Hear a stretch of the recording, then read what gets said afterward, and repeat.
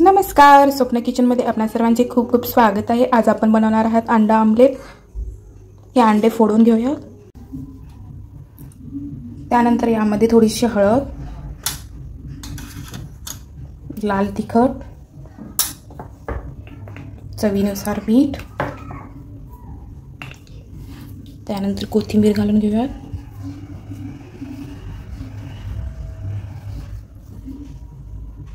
त्यानंतर याला फेटून घेऊया।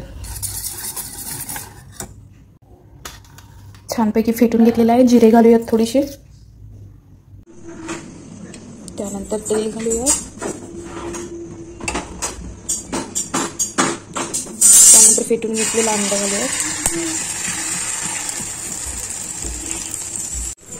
याला छानपैकी पसरून घेऊया।